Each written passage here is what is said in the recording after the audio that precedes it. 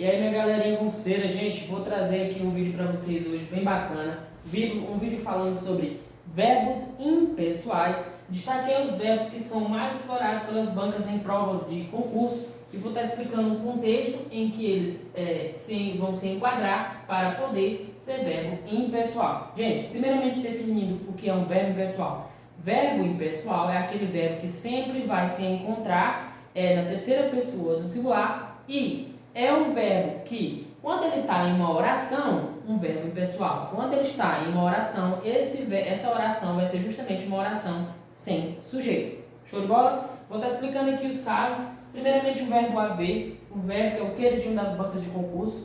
Em todas as provas, praticamente, é cobrada alguma questão abordando o verbo haver. Gente, quando vocês identificar o verbo haver e suas derivações no sentido de existir ou tempo decorrido, ou seja, primeiramente, no caso do existir, eu vou estar destacando aqui para vocês. Uma oração. Se você vê uma oração com o verbo haver, tenta substituir o verbo haver ou existir. Se a sua oração tiver sentido, se encaixar, beleza, logo você vai estar diante do verbo haver impessoal. O que quer dizer isso? Que a sua oração vai ser sem sujeito e o verbo haver vai ter que ficar sempre na terceira pessoa do singular. Logo, não vai para o plural em nenhuma hipótese. E quando você identificar o verbo haver e de acordo com o contexto da sua oração dá uma ideia de tempo decorrido, também vai caracterizar um exemplo do verbo haver impessoal. Logo, terceira pessoa do singular e oração sem sujeito. Vamos para o verbo ser. Gente, encontrou uma oração com o verbo ser, né? E no contexto da sua oração você dá para extrair uma ideia de tempo ou distância na sua oração, logo o verbo ser também vai estar como no caso de verbo pessoal. Logo, terceira pessoa do singular, oração sem sujeito. Vamos para o caso do verbo fazer. Verbo fazer e indicando o tempo, encontrou uma oração e no contexto da oração indica tempo e tem o verbo fazer, logo também é verbo impessoal. Agora, gente, não menos importante, verbos que indicam fenômenos da natureza, ou seja, verbos que indicam fenômenos da natureza no sentido real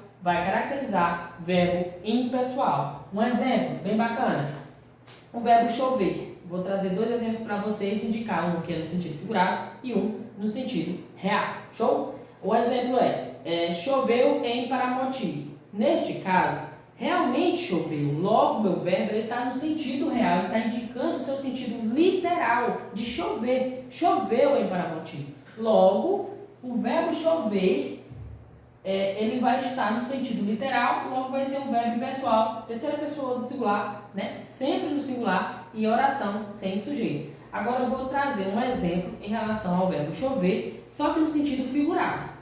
Choveu mensagens no meu celular.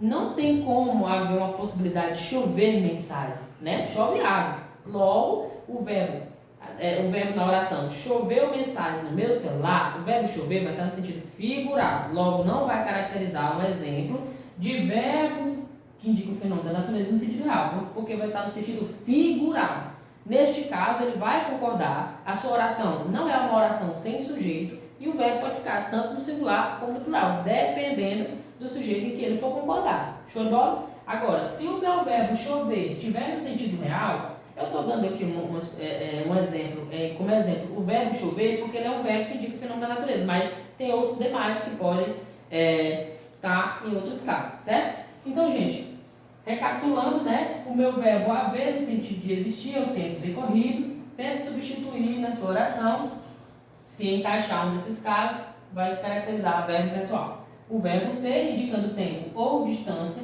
e o verbo fazer indicando tempo e verbos que indicam fenômenos da natureza no sentido real. Gente, obrigado, bora pra cima, qualquer dúvida, coloca aí nos comentários e bons estudos.